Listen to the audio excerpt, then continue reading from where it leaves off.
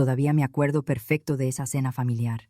Estábamos sentados como siempre, con el ruido de los cubiertos, la televisión bajita de fondo, y mi mamá, empeñada en que todo se viera bonito, aunque por dentro ya se estuviera cayendo a pedazos. Yo llegué sola, sin hacer escándalo, sin nada. Apenas me senté, y mi hermano Marco, con esa sonrisita de siempre, me soltó frente a todos. ¿Todavía te mueves en camión, Erika? Se rieron. No fuerte, pero lo suficiente para que se sintiera como un empujón. Yo no dije nada. Me quedé tranquila, comiendo, como si no me importara. Total, yo ya me sabía ese juego. Hasta que salimos y vieron mi coche. Ahí sí se les borró la sonrisa. Mi papá se quedó con la boca entreabierta, como si su cerebro se hubiera atorado. Ese coche cuesta más de 10 millones de pesos, alcanzó a decir, tartamudeando. Yo lo miré tantito, con calma, y le respondí, «Ah, ¿y eso que no han visto mi departamento?» Al día siguiente, mi celular parecía palomera. Llamadas, mensajes, audios, todos. Como si de pronto se hubieran acordado de que existo. Pero a ver, te cuento desde el principio, porque esto no nació esa noche. Esto viene de mucho antes. Yo soy Erika. Tengo 30 años y trabajo en inversiones, en una firma internacional grande. No es un cuento, es mi vida. Pero antes de todo eso, fui la hija que estorbaba, fui la cuarta. Mis papás ya tenían 2 hijos hombres, Marco y Javier, y una hija, Sara. Cuando yo llegué, ellos ya estaban en modo «ya cumplimos». Como que la energía de ser papás se les acabó conmigo. Hay familias donde el más chico es el consentido, el que todo mundo carga y apapacha. Bueno, yo no. A mí me tocó lo que sobraba. Cuando Marco necesitaba ropa, le compraban ropa nueva. Cuando Javier necesitó una computadora para la escuela, claro, cómo no, y se la compraron sin pensarlo mucho. Sara quería clases de baile y luego pintura, y ahí iban, felices, pagándolo como si nada. Cuando me tocaba a mí, era otra historia. Ahí está la chamarra de Marco. Todavía aguanta. Usa el celular viejo de tu hermana. Todavía sirve. Javier ya no usa esa calculadora. Ahí está. Tú agárrala. Lo peor ni siquiera eran las cosas usadas.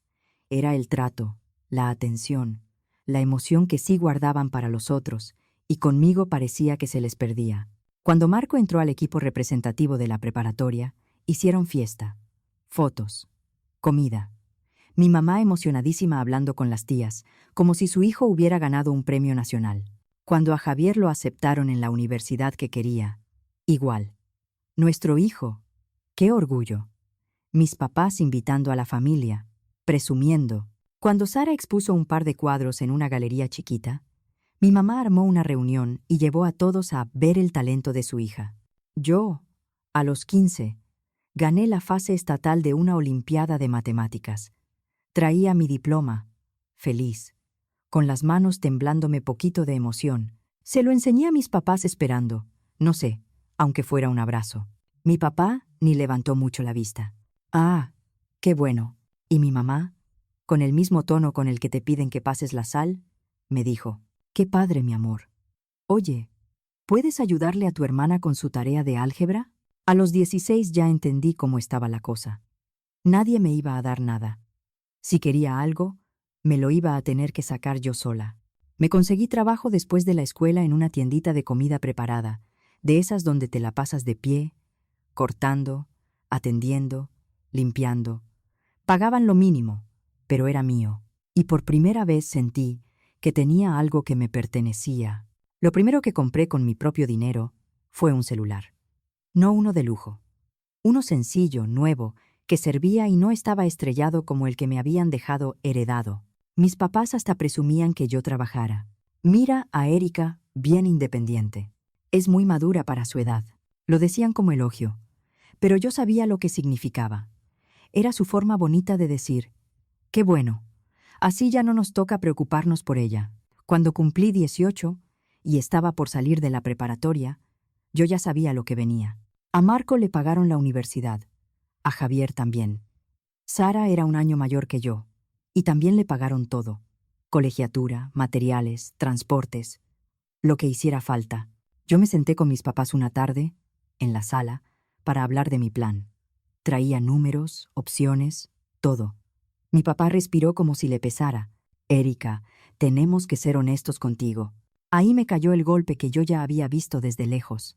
Hemos pagado la escuela de 3 hijos. Ya no tenemos para pagar otra.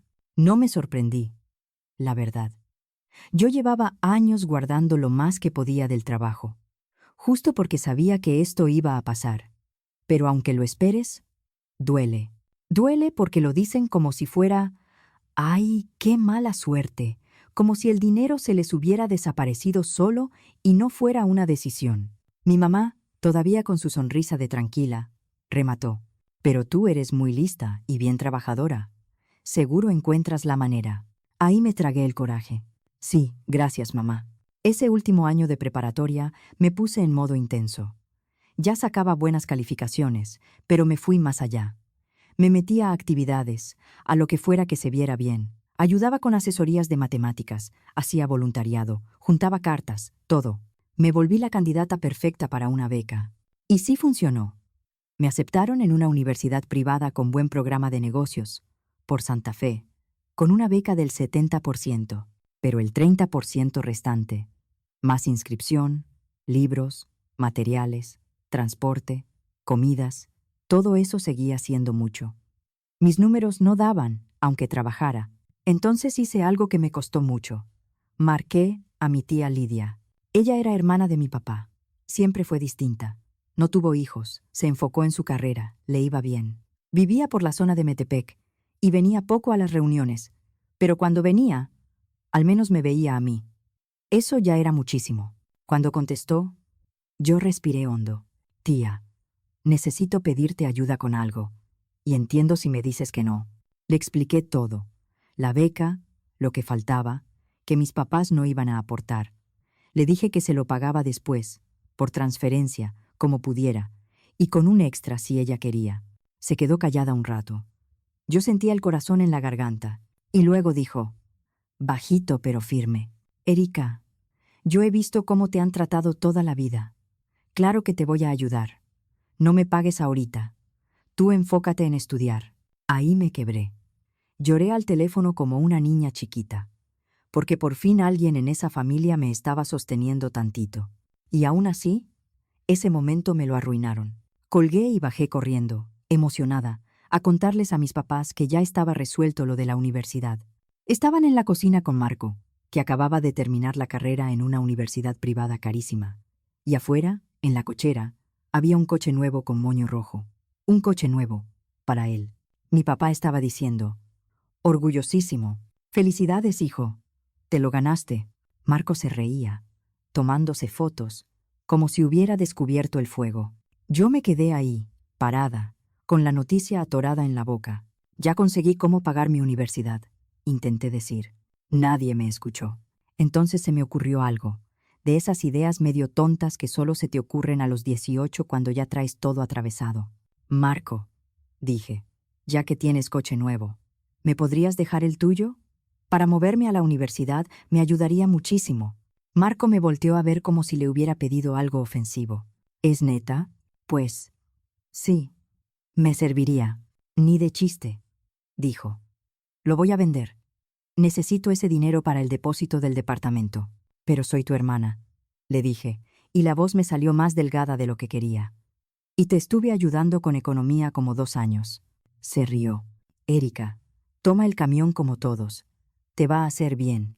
Mis papás, en lugar de decir algo, nada más asentían, como si fuera lo más lógico del mundo. Mi mamá hasta se aventó su frase. El transporte público forja carácter, mi amor. Esa noche me acosté con los ojos abiertos, viendo el techo, pensando en cómo acababan de gastar una fortuna en un coche para Marco, y a mí me vendían la idea de que forjar carácter era llegar cansada, apretada, con transbordos. Ahí se me murió la última esperanza. Desde ese día, supe que yo estaba sola. La universidad fue exactamente eso. Yo haciéndome pedazos mientras los demás tenían respaldo.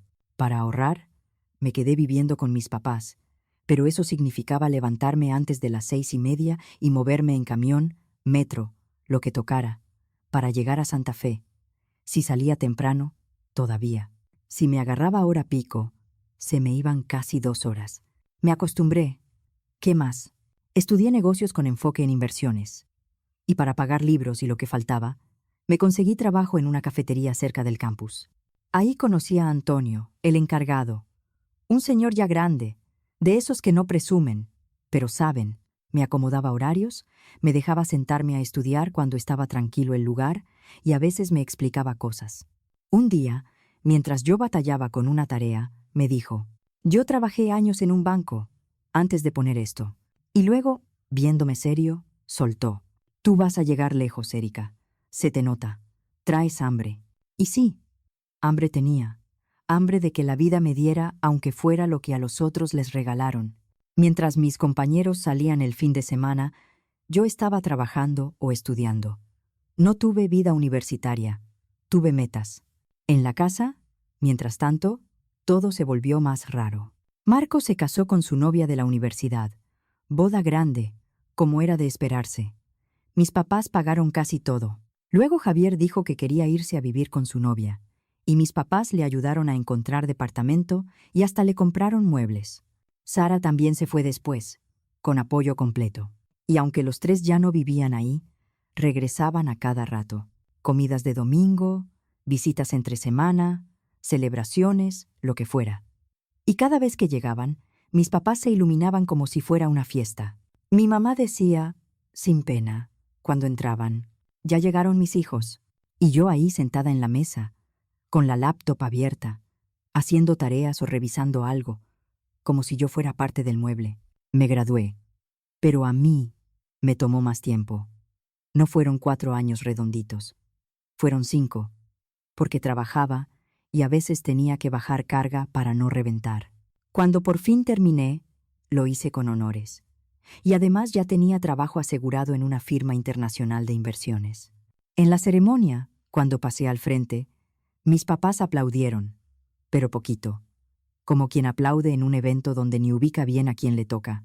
2 semanas después, me sentaron para hablar en familia.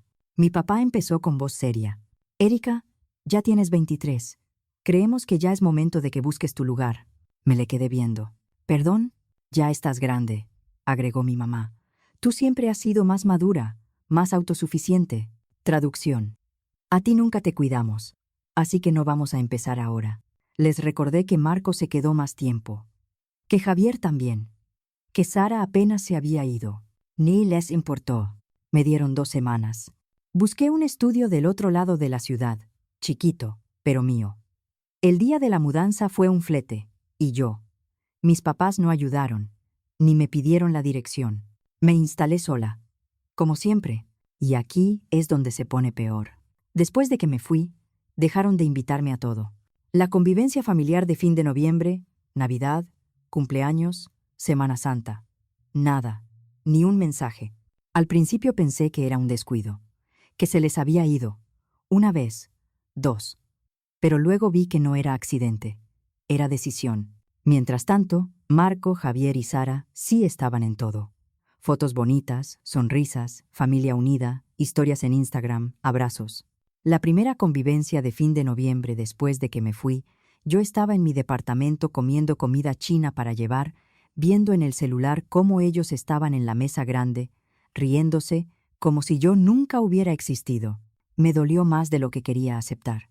Al año siguiente decidí aparecerme. Compré un pastel para llevar, de esos sencillos, y me fui a casa de mis papás en mi cochecito usado, uno básico que había comprado en cuanto empecé a trabajar de tiempo completo. No era gran cosa, pero me había sacado del camión. Llegué y estaban todos ahí. Marco con su esposa Emilia, Javier con su novia Melissa, Sara con su novio Daniel, mis papás, todos alrededor de la mesa. Cuando entré, se hizo silencio. Mi mamá me miró como si hubiera entrado un desconocido. «Erika, no te esperábamos». Yo levanté la caja. «Trae pastel». Mi papá soltó.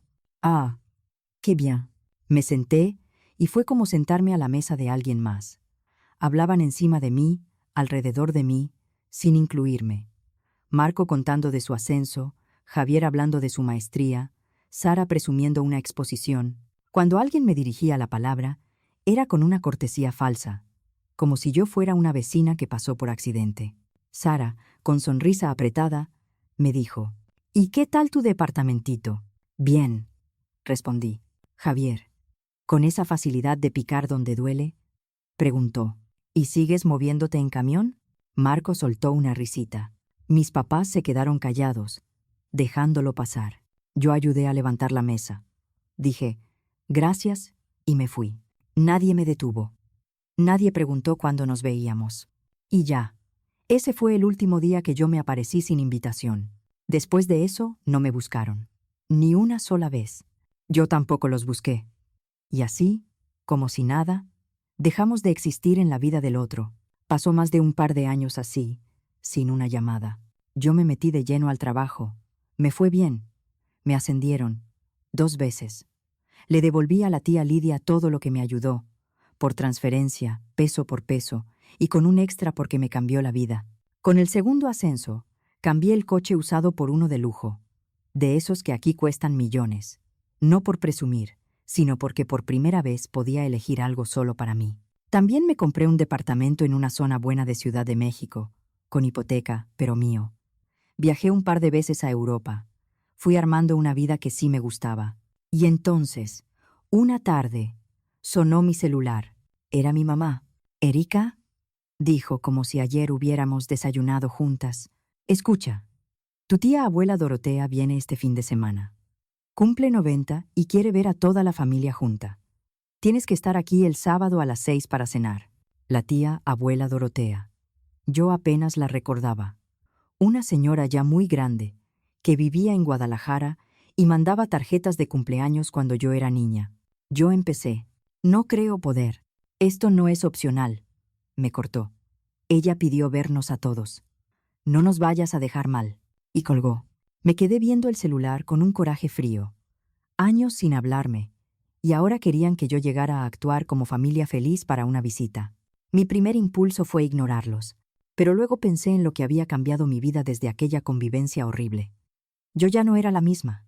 Ya no estaba pidiendo lugar en esa mesa. Y de pronto se me antojó ir. No por nostalgia, no por amor, por verles la cara cuando entendieran quién soy ahora. Llegó el sábado. Me tardé demasiado escogiendo qué ponerme. Quería verme bien, pero no como anuncio. Al final elegí un vestido negro sencillo, discreto, y joyería pequeña, sin brillo exagerado, todo de buena calidad, pero sin gritarlo. Y el coche. Ese lo iba a revelar cuando yo quisiera. Salí con tiempo, porque aunque fuera sábado, a esa hora se carga la salida y no iba a llegar corriendo. Lo estacioné en una plaza cercana y caminé unas calles, como 10 minutos. Quería controlar el momento. Llegar a esa casa fue rarísimo. Vi el coche de Marco, el de Javier, y el de Sara o el de su novio. Todo normal. Todo como siempre. Toqué el timbre. Mi papá abrió. Y por un segundo, uno solo, vi sorpresa real en su cara. Luego le salió la sonrisa ensayada. «Erika, sí viniste». Me dio un abrazo raro, apretado, como actuación. «Pasa, pasa. Todos están muy contentos de verte». La sala estaba llena. La tía abuela Dorotea era chiquita, muy mayor, sentada en el sillón de mi papá, como si fuera una reina. Tenía la mirada filosa detrás de unos lentes gruesos. Marco estaba con Emilia, Javier con Melissa, Sara con Daniel, el novio que lleva años pegado a la familia como si ya fuera de casa. Mi mamá anunció, exagerada, «Miren quién llegó», como si yo fuera una invitada sorpresa y no su hija a la que habían exigido que fuera. La tía abuela Dorotea me miró, entrecerrando los ojos. «¿Esta es la chiquita Erika?» Yo sonreí. «Sí, tía abuela. Caray, ya estás hecha toda una mujer». Nos pasamos al comedor. A mí me sentaron al fondo, entre Javier y Sara, en la orillita. La tía abuela Dorotea, junto a mis papás, en el lugar de honor. Empezó la cena y, como siempre, mis papás se soltaron a presumir. Que Marco subió de puesto. Que Javier estaba por terminar la maestría. Que Sara había presentado obra en no sé dónde. Mi mamá dijo, casi cantando, «Estamos bien orgullosos de nuestros hijos. Los 3 han salido adelante.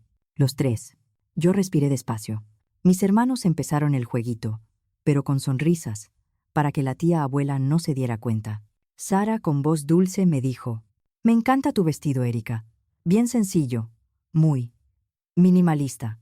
Supongo que así se usa ahora. Era su forma de decir que se veía barato.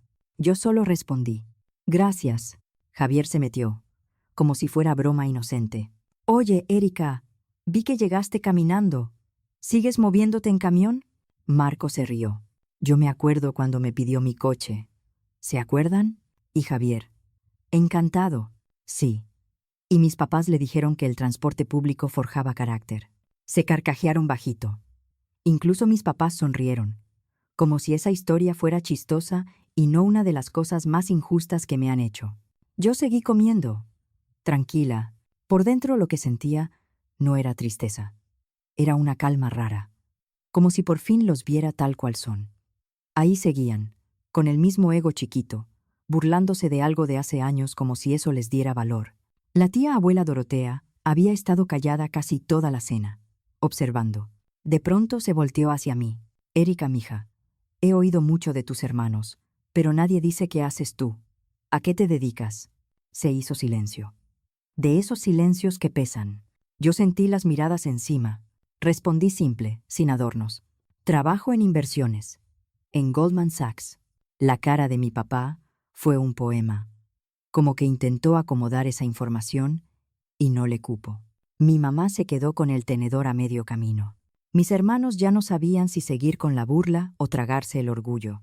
La tía abuela Dorotea levantó un poquito la barbilla. Ah, caray, eso es grande, mija, muy grande. Yo asentí. Me va bien. El resto de la cena fue incómodo. Mis hermanos ya no se atrevieron a hacer chistes. Mis papás se echaban miradas nerviosas. Y la tía abuela Dorotea empezó a hacerme preguntas, bien atinadas, como alguien que sí pone atención. Al terminar, ayudé a levantar la mesa. Pero ahora todos me miraban distinto, como si de pronto yo fuera otra persona. Luego miré mi reloj. Bueno, tía abuela Dorotea, me dio gusto verla. Ya me voy. Mañana me levanto temprano. Claro, mija. Me encantó verte. Ojalá me visites. Mis papás se pararon de inmediato. Te acompañamos, dijo mi mamá, con esa alegría falsa que te da cuando quiere controlar cómo se ve todo. Y salieron todos. Mis papás, Marco y Emilia, Javier y Melissa, Sara y Daniel, caminando conmigo como si fuéramos familia perfecta. Yo sabía lo que esperaban, que me fuera a la esquina, que me quedara esperando el camión, que siguieran con su idea vieja de mí, pero no. Yo crucé directo hacia el coche. El silencio cayó como piedra. Saqué el control, lo abrí, y el sonido del seguro se escuchó clarito en la calle tranquila. Me subí, encendí, avancé despacito hasta donde estaban, parados en el pasto, como estatuas. Bajé el vidrio. Mi papá estaba pálido. Abrió la boca varias veces antes de poder decir algo. Ese coche cuesta más de 10 millones de pesos, soltó al fin. Mi mamá se llevó la mano al pecho, sin actuar, por primera vez real. Sara se quedó blanca. Marco y Javier se quedaron mirando con una mezcla fea de sorpresa y envidia. Yo sonreí. Sí. Y eso que no han visto mi departamento. Subí el vidrio y me fui. En el espejo retrovisor los vi ahí, parados, sin moverse, como si les hubieran apagado el mundo. Esa fue la mejor noche de sábado que había tenido en años. Al día siguiente desperté ligera, como si me hubiera quitado algo de encima. Me hice un desayuno rico, me puse ropa para correr y me fui a correr a Chapultepec, como hago casi cada fin de semana. Era temprano, el aire estaba fresco y la ciudad todavía no se sentía tan pesada. A medio camino, el celular empezó a vibrar como loco. Primero mi mamá, luego mi papá, luego Marco, luego Javier, luego Sara. Una tras otra. No contesté ninguna. Seguí corriendo. Después me fui a un café cerca del parque y pedí café con leche, tranquila. Me quedé sentada un rato, viendo pasar a la gente. Ahí fue cuando revisé el celular. 20 y tantas llamadas perdidas y un montón de mensajes. Y todos eran de otro mundo. Ahora sí educados. Ahora sí cariñosos. Mi mamá. Erika, mi amor, tenemos que vernos. Hay que ponernos al día. Me encantaría conocer tu departamento. Sara. Oye, hermana, he estado pensando que deberíamos convivir más. Un día salimos, ¿no? Quiero ver tu lugar. Marco. Hola, Erika. Qué gusto verte ayer. Tu trabajo suena impresionante. Hay que comer un día y platicar. Javier. Erika, no sabía que te iba tan bien. La verdad, me daría gusto que estemos en contacto. Hasta mi papá. Erika, tu mamá y yo estamos orgullosos de ti. Deberíamos cenar pronto. Yo no respondí. Pedí otro café y me quedé ahí, sintiendo algo que nunca había sentido así.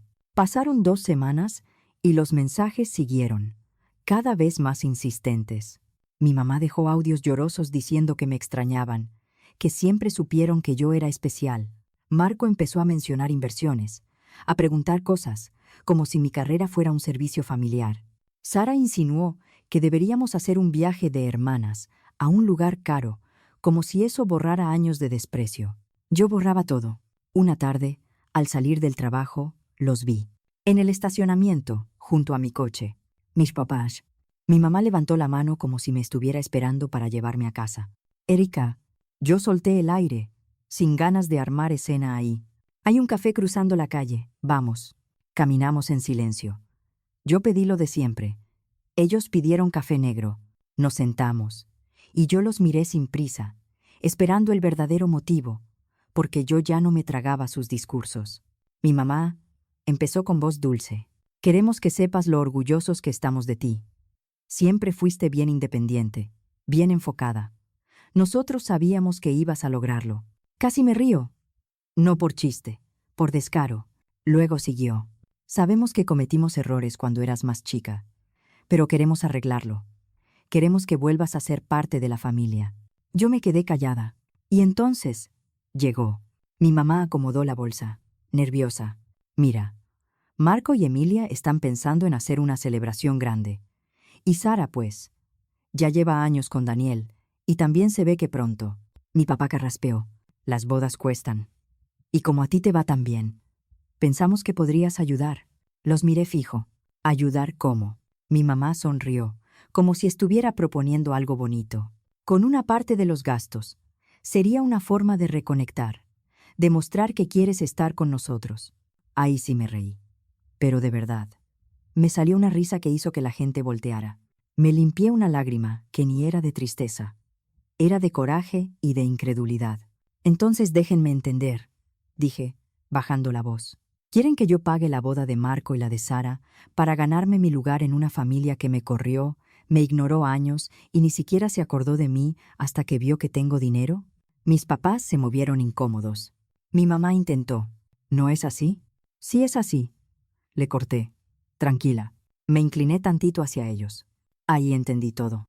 No vinieron por mí. Vinieron por mi cartera. Mi mamá se quedó helada. Yo seguí, sin alzar la voz. Lo más triste es que ahora dicen que siempre supieron que yo iba a ser exitosa. Si eso fuera cierto, me hubieran tratado bien cuando era niña. Me hubieran apoyado como apoyaron a Marco, a Javier y a Sara. Me hubieran invitado a su mesa, en lugar de dejarme sola en días importantes. Mi mamá ya traía los ojos brillosos. Nos equivocamos. Pero podemos arreglarlo. Yo negué despacio. No, no pueden. Porque yo no quiero arreglarlo. Me paré, tomé mi bolsa y dije lo último, sin levantar la voz. Me pasé la vida tratando de ganarme el cariño de gente que nunca me lo quiso dar. Ya no voy a pagar por amor. Ya no. Salí del café y me fui. En los meses siguientes, insistieron un poco más. Llamadas, mensajes, algún audio, hasta que se cansaron. La tía Lidia me contó después que Marco sí se casó, pero que la celebración terminó siendo más chica, sencilla. Nada de lo que soñaban cuando querían usar mi dinero. Yo seguí con mi vida. Seguí trabajando. Subí otra vez. Me dieron una oficina mejor. Seguí viajando cuando podía. Y empecé a salir con David, un hombre que trabaja en tecnología y que no se asusta cuando una mujer es independiente. Al contrario, lo respeta. A veces alguien me pregunta si no extraño tener familia, y la respuesta es no, porque no puedes extrañar algo que nunca tuviste. Ellos nunca me vieron como alguien a quien amar.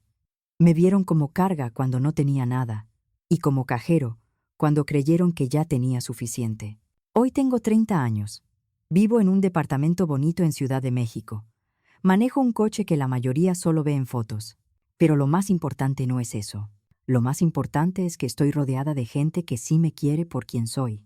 Yo no necesito la aprobación de quienes me soltaron la mano en cuanto les fue conveniente, a quienes se quedaron conmigo hasta el final. Gracias por escucharme. Yo crecí creyendo que el cariño se ganaba aguantando, demostrando y quedándome callada para no molestar. Tardé muchos años en entender que el amor de verdad no te pone a competir, no te cobra entrada y no aparece solo cuando hay algo que sacar. Lo que aprendí, a la mala, es que uno puede construir una vida digna, aunque le hayan negado un lugar en su propia mesa, y que poner límites no es frialdad, es cuidarse. Si hoy estás cargando culpas que no te tocan, o estirándote para encajar donde no te ven, ojalá te permitas parar, no para vengarte, sino para elegirte. Yo no me quedé con lo que me faltó, me quedé con lo que sí pude crear. Y eso también es familia. La gente que te respeta, te escucha y te quiere sin condiciones.